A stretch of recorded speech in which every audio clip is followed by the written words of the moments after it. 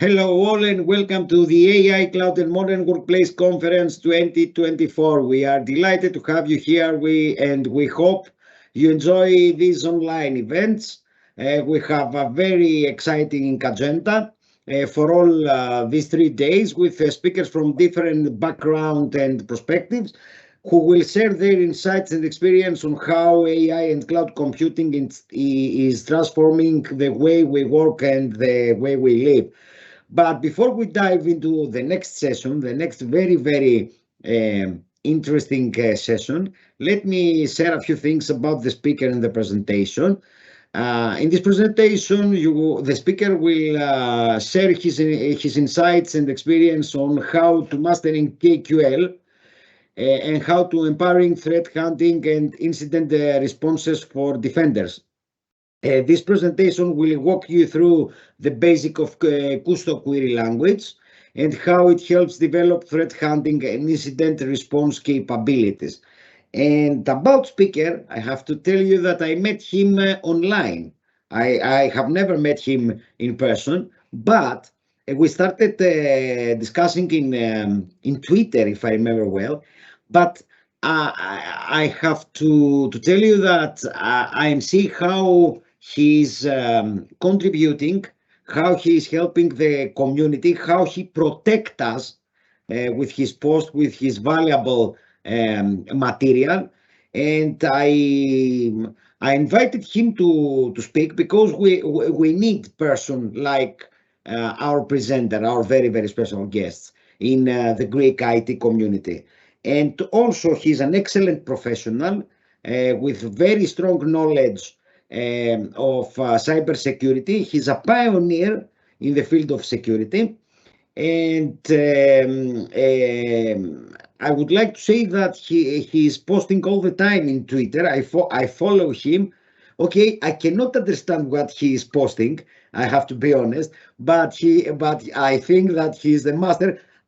Don't forget that Michalis yesterday advised us not to miss this amazing presentation.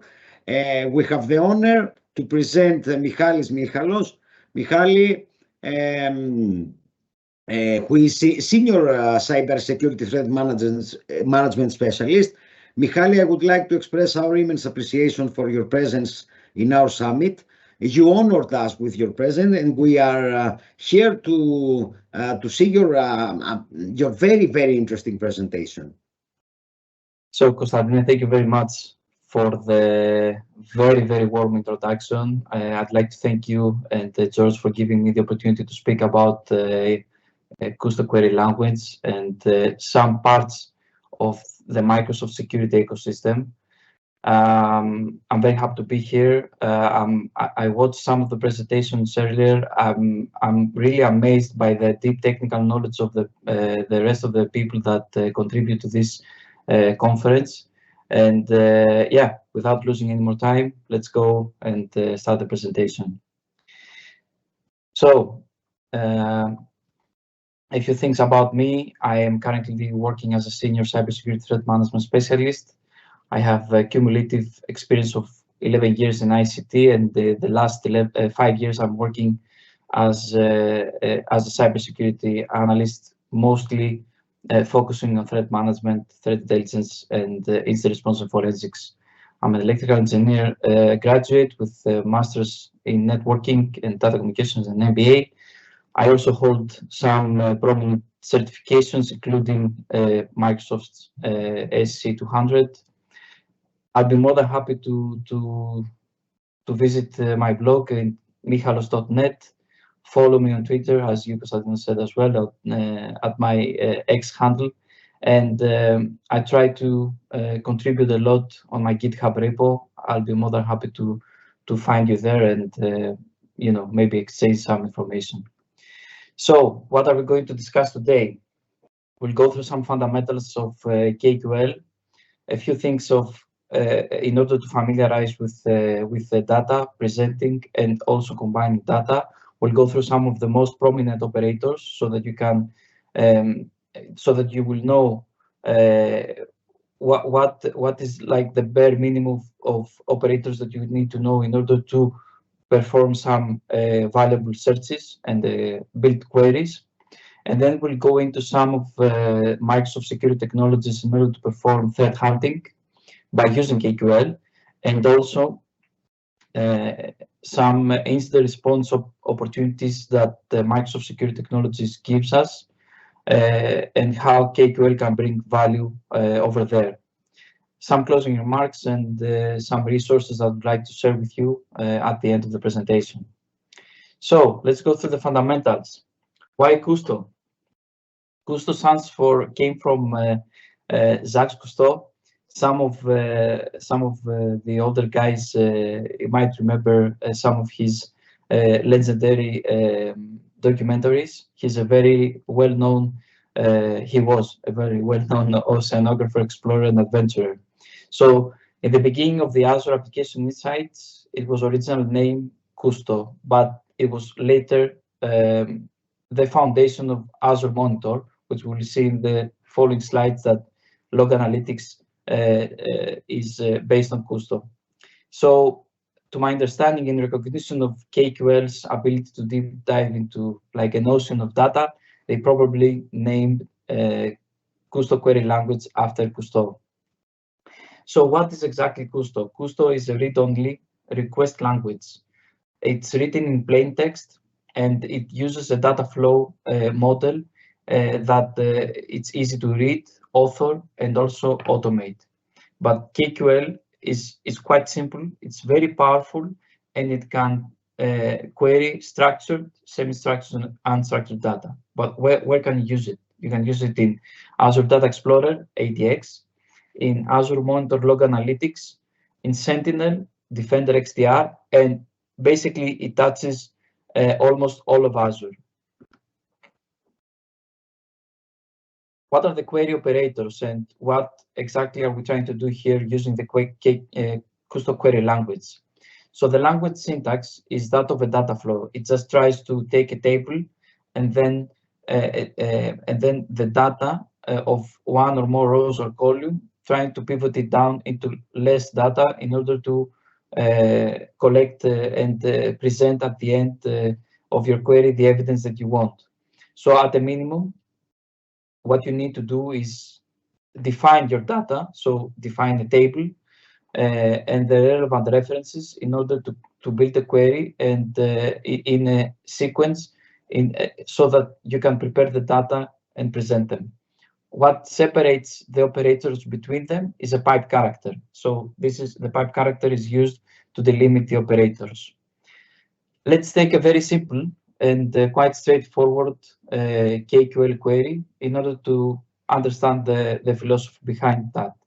So we start with a variable declaration. In this specific case, I decided to declare the time frame that I want my search to go back, the table that I want to take data from, and then using the pipe, if you remember from the previous slide, using the pipe and other operators like a timestamp, further event filtering, to end by displaying the fields of interest from the analysis that I want to perform.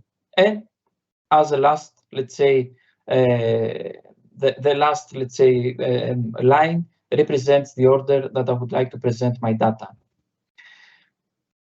I could go to the ADX or the Sentinel or Log Analytics, but I decided to show you the Advanced Hunting Blade because it's the most, let's say, prominent, given that not all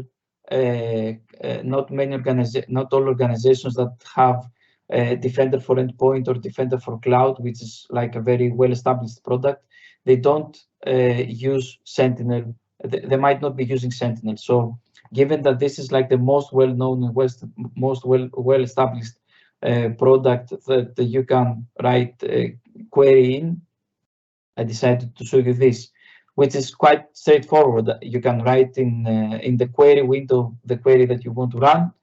You have the options ribbon where you decide to run or stop the query, save it, or you can even share it, take it as a URL and share it with someone else, maybe with your team, or if you're performing investigation. On your left, you can see the tables, the available data that you have, so that you can deep dive into them through KQL.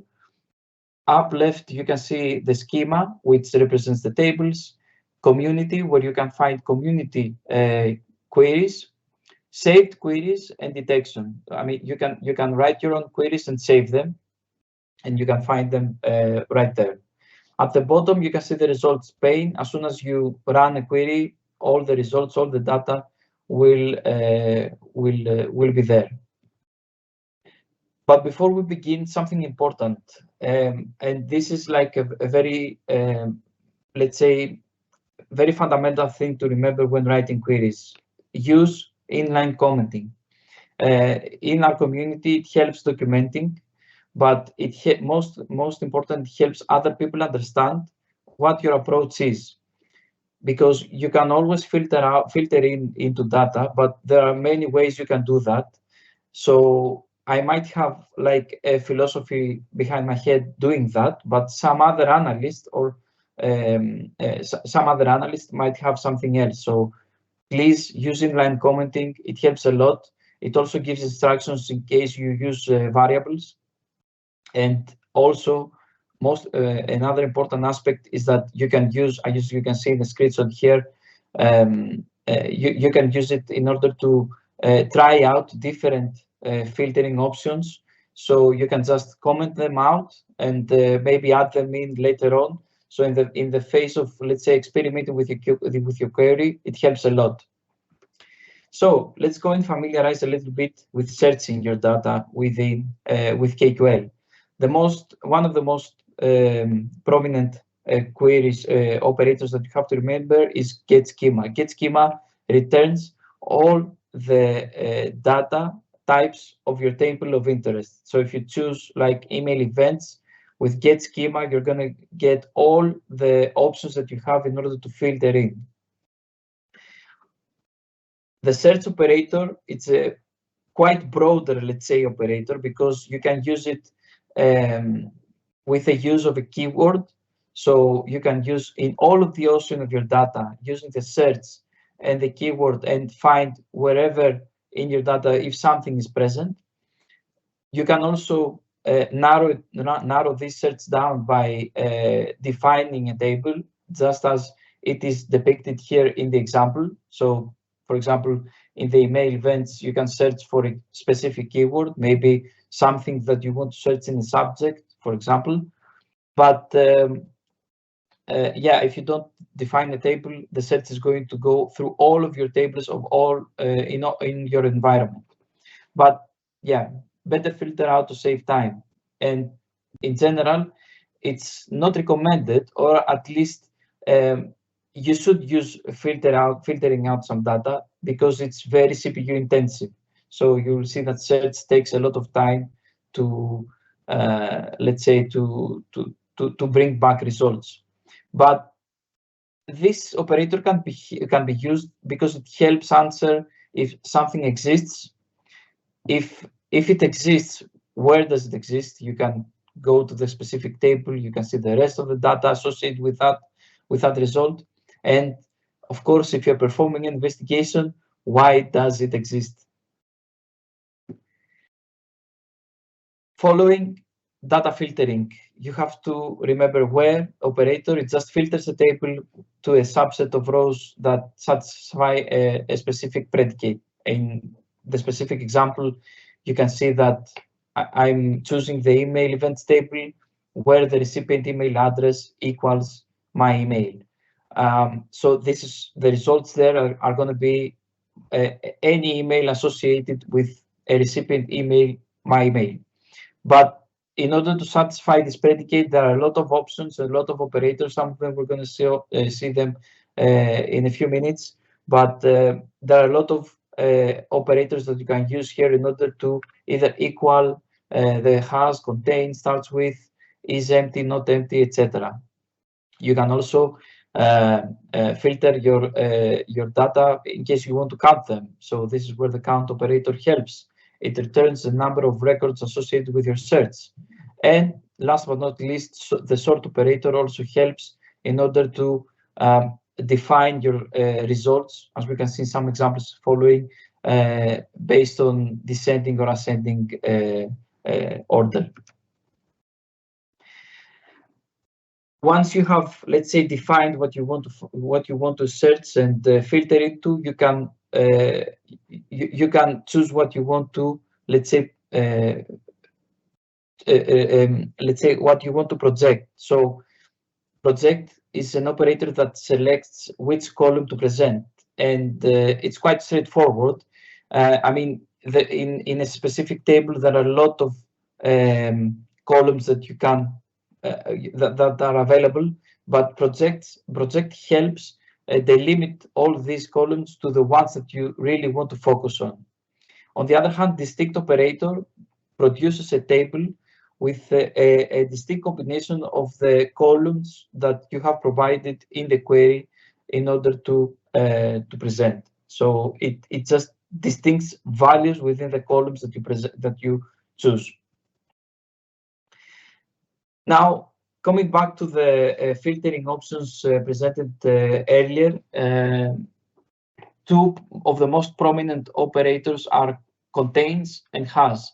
So they're both case insensitive strings, but one is the contain one is performing searches for arbitrary substrings rather than specific terms. On the other hand, on the has operator returns indexed terms and must be comprised of of 3 or more characters. As you can see, the results, I've performed an example where Microsoft is the keyword. On the first hand, with contains, I have some results that are included that include the own Microsoft substring, but has operator is more strict, so I don't get any result. I just get the exact term that I'm searching for. So moving forward to presenting data, the extend operator is a very helpful operator in order to create calculated columns that might help you append to a result set. So it's important to remember that this new column is not indexed, it's live, and it can be used later on. But if you just want to take, let's say, column name and you just want to rename it and not change anything, you can just use the project rename operator. In this case, in this example that we see, I've decided to use the extend operator in order to calculate the device name length. So you can actually see of some device names that I have in my environment what the device name length is in terms of characters. Summarize is also a very prominent operator. It helps produce a table that aggregates content of an input table. So basically what you do here, and it can be used with a lot of aggregation functions like count if you want to count, sum if you want to produce a sum result, min max if you want a specific value, let's say aggregate specific minimum or maximum values. In this example, to help you understand the summarize operator, so it can help in the URL click events in Defender for Cloud. It helps you count how many times a URL is identified as phishing and has been clicked. So the specific, let's say, query where thread types has phish, summarize count by the URL that the users in your environment have clicked to. Getting even more deeper and let's say diving into more prominent operators for data, you can use bin and time with summarize operator. In this case, you can summarize by creating a time series. So for the search that you can see here, I've summarized all the email events, count by 1 day bin, so that you can see that each day how many email events I had in my environment. And taking this one step further, you can render you can use the render operator in order to create visualization for the query results. So by taking the table that I had in my previous slide, now you can see that there's a graphical representation, which is more, I mean, you can use it in reports, etc. In this specific operator, there are many visualizations that can be supported, like area chart, line chart, pie chart, a table, column, etc. But you have to remember that not all visualization are supported across all platforms. Some of them might not be available in advanced hunting or in log analytics. I think, as I remember well, Data Explorer supports most of the visualizations available in the render operator. We discussed about statements as well. Let statement is a very, very important operator because it allows you to set a variable name equal to an expression or function to create views. So you can declare variables in order to ease complexity in your investigations. It can be used for allow, deny, and exclusion lists. And you can also, in the let statement, even build a temporary container of values comprising of a table. The most important thing is that by stating the variable, a variable, you can then use it multiple times within your query. So you don't have to use in a query and in your operators multiple lines in order to define some values. You can just use a variable name, and that value can be used multiple times within a query. And it's also useful for targeted threat hunting just because of that, because you can let some you can define values and use them later on in your query. For example, in the query that I have built here, it can be used in the, if you've heard the news, AnyDesk encountered the very big breach recently. So this exact query will help you detect RMM tools based on file names. So in the let statement, I've declared AnyDesk and TeamViewer, and then in the device process events, if a file name matches this value that I have declared in the let statement, it will return relevant results. In the last part is about combining data. So one operator that you can use is union operator. It takes two or more tables and it just returns all the rows, rows of all of those tables. You can also use it in with a kind inter operator function, because you might want to, let's say, return only the common columns within two tables or more. It also supports wildcard in case your table has, in case your environment uses multiple tables with common names. And also you can use union across different clusters or workspaces. For the example here, I just wanted to, let's say, return any file name from device file events and device process events that contains AnyDesk as a keyword. So I just proceed into a union of two tables, and since they use the exact same column file name, it will if any of the file names in both tables contain AnyDesk, it will show up in the results. On the other hand, we have the join operator, which is, I mean, watching from the screenshot here of how columns returned can be used. It's always at some point in the beginning might seem mind-blowing, but if you start to familiarize with the join operator, you can do a lot of magic things and do very, very, very effective and efficient threat hunting. So join operator merges the rows of two tables to build a new one by matching values specified from columns from each table.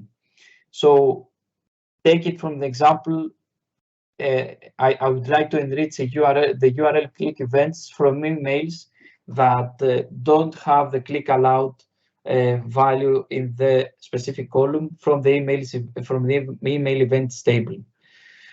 So I choose, let's say, to specify the common column of network message ID, and then bring together the two tables, the email event and the URL click events table. On the other hand, on the left, you can see all the join options that are available. Left outer, right outer. So keeping the, let's say, common column as the inner unique. All the rest can be either filtered in, or filtered out, depending on what you're looking for. So this is all for the, let's say, fundamentals of KQL. Operators, functions, and all the methods presented until now are the most common in KQL to begin with. It's like the bare minimum you have to know in order to start using KQL in your environment. So yeah, by now, I mean, it's a good beginning to start using KQL. And yeah, I mean, you're ready to begin your journey in KQL. I'm also happy to share a very recent query that I built some days ago about the AnyDesk bridge. So the specific KQL query, as you can see, has many of the operators we discussed: the let statement, project, join, sort. So it has a lot of the things that we discussed. And the specific query will return results in case an executable, a device process event that contains a serial number, a certificate serial number that has been compromised, that it's not associated with a proper executable that it's supposed to be associated with. So we know some things about KQL, and we have, let's say, start working and writing some lines, started experimenting with some tables. How can I do threat hunting in my environment using KQL? Let's go through the basics that are also being presented in the Security Operations Analyst course of Microsoft, which is quite useful if you do this relevant job. So threat hunting basics is about proactively hunting for threats or a set of activities that haven't been previously detected. It's a continual process. You can see from the graphics here that you start by developing a hypothesis, reviewing your data, all the log sources that you have to have on board, plan the hunt, execute it, respond, monitor, and improve. And all of that with the most prominent, let's say, action of all: keep all things documented. But how do you start? How do you begin? You begin with the hypothesis, with the development of the hypothesis, where you have to keep it achievable. I mean, you can't, let's say, build something that will go through all of your environment's data. I mean, you can't build like a union of bringing all the tables together. It's not going to be helpful. It's not going to be efficient. Keep the scope narrow. Keep it time bound. You don't have to go 1 year back in your data to start threat hunting. You have to be specific with the time. It might be relevant to a threat intelligence report you read about. It might be something that of an abnormal behavior that you noticed earlier, or a security incident that might have popped up in your environment. It should be useful and efficient.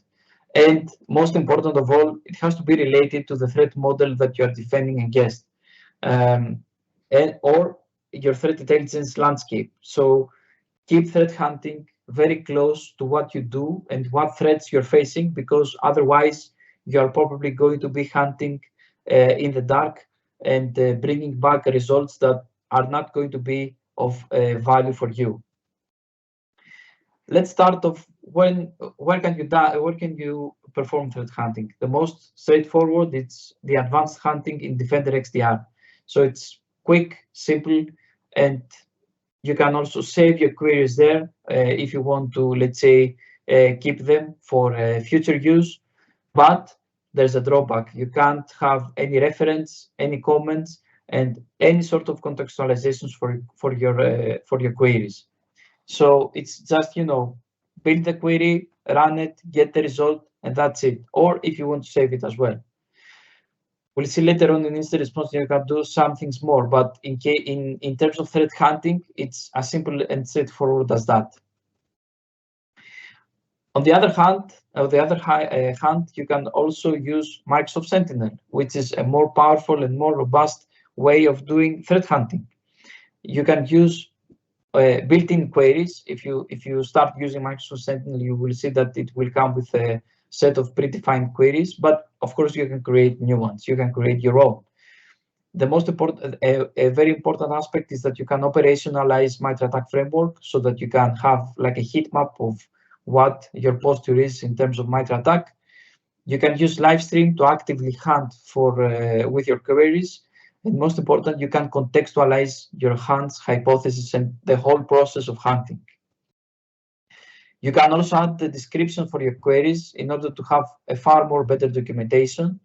You can map your entities into users, host IPs, and other entities as well, so that if a hunt is successful and you have some detections, you can then turn them into a detection, into an analytic rule.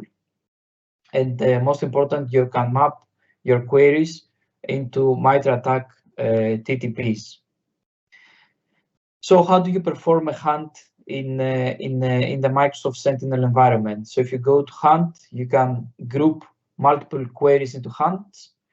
For example, you can perform hunts based on, let's say, a threat actor that has been targeting your organization, or a specific technique that you might be interested in. You've built like a bunch of queries and you want to see how they respond in your environment. You can contextualize your hunts based on status. You can new, active, closed, backlog, or approved. Your hypothesis can be characterized as unknown, invalidated, or validated. And also you can build your own context by bringing your own tags within your hunts. So you can let's say, absorb a framework for threat hunting like Tahiti. And with all these contextualizations provided by Microsoft Sentinel and the hunt blade, you can like bring it close to your framework that you're using. And also there are a lot of documentation opportunities, description for the hunt, and comments. So imagine, let's say, do a threat hunting, everyone works remote. You can let the team know of any comments, of any special findings that they may have. You can just add them right there. You can see on top of the bar that there's a section just specific for that reason. So yeah, I mean, that's a very long query, but it's from a very good community contributor. The specific query hunts for users that have 2 or more mobile phones defined in the Microsoft Azure portal. It's a very useful query. You might want to use it as well, because threat actors, as soon as they gain access to an account, they usually define another mobile phone in order not to lose access to this account. Don't forget the pyramid of pain. Don't start doing threat hunting for hash values or IP addresses or domain names. These are very low in the pyramid of pain. KQL can help you facilitate TTPs through suspicious behaviors and big data anomalies, and prominently focus on top of the pyramid of pain on TTPs. Before we close the hunting space, a fruitful hunt could lead to an investigation. So we saw that Microsoft Sentinel helps a lot about that. It creates an incident. You can then go and analyze it later on. An investigation could lead to a security incident. And based on the process so far, if your hunt is it worth it? Is it worth like automating it? If yes, then take the query out of your hunt and build an analytic rule so that it can detect future. It can run for detections in the future and return any relevant results, because most probably they are going to be security incidents. So moving to the incident response section and the KQL. I mean, about the basics, incident response is the practice of investigating and remediating active attack campaigns on your organization. It's part of the security operations discipline, and it's primarily a reactive practice in nature. For this presentation, I decided to go with a framework that most people know. It's the NIST incident response lifecycle. I'll try within this 4-step process for incident response, as illustrated in the diagram. I'll try to bring the value of KQL in each of these steps and how you can use them. So on the first step, that reflects the preparation. So we don't have an incident here. It's just, building our capacity, building our defenses, building our playbooks in order to respond better in incidents. What can we do here? We can go to advanced hunting and build, either go through our data, or we can also build custom detection rules in Defender XDR. So within, as we saw earlier in the advanced hunting, you can also take a query and make it a detection rule for future use. You can go through logs, threat hunting, and analytics in Microsoft Sentinel. You can also build playbooks in Microsoft Sentinel in order to respond to security incidents. But if you're not so much into logic apps, as Konstantinos was presenting earlier, I remember at the end, you can use your own incident response playbooks that you have and build queries in order for the steps that require KQL query. You can just prepare them beforehand. So if you have playbooks, build KQL queries that could be of a great opportunity in order to respond in incidents. On the next step, we have detection and analysis. Again, advanced hunting in Defender XDR. You can go through Microsoft Sentinel and logs. You can also, even while investigating an incident in Microsoft Sentinel, pivot in logs, as you can see the screenshot here, and get started in using KQL in order to investigate the incident further. To be honest, in containment, eradication, and recovery, there are not so many things to do, but if you have built detection rules through Defender XDR, this is where the actions are being depicted. So if a query is successful and you have some fruitful results, you can, once you have the results, you can implement specific actions, including isolation of the device, restrict app execution. On the other hand, if you are a little bit more, let's say, confident with logic apps, you can build playbooks in Microsoft Sentinel that could also lead to containment actions. The last step reflects the post-incident activity. And basically here, what you have to do is review the custom detection rules that you have, the analytics or the playbook, whichever environment you're going through in order to investigate incidents. You just, it's the right time to review anything that you have built so far. Review KQL queries that you have stored in your queries and advanced hunting and logs. So if you're using, let's say, your own playbook, and one step of it incorporates a KQL query that you're going to use through advanced hunting, if something needs to be changed, then this is the right step to do it. Also, of course, you can build new queries if required and use them either in threat hunting or build detection rules like analytics. And of course, keep your relevant documentation up to date. So from a playbook that I've worked with in the past, and I've published some relevant insights in my blog, the following query could be a step from a business email compromise, a BEC as we call it, incident response playbook. And what this query will do, it will present email details that have been identified as suspicious after the delivery of the email. So as you can see here, even in the first row, we start by inserting the email address of the compromised email address, choosing the right time frame. As we said earlier, you don't have, there's everything should be time bounded. And then, yeah, I mean, the result, if let's say had any fruitful results here, then we might have some investigation findings for our incident response playbook. Other opportunities for incident response, you can interact through API to build automation or even conduct investigations. That's some more advanced, let's say, options that you can use.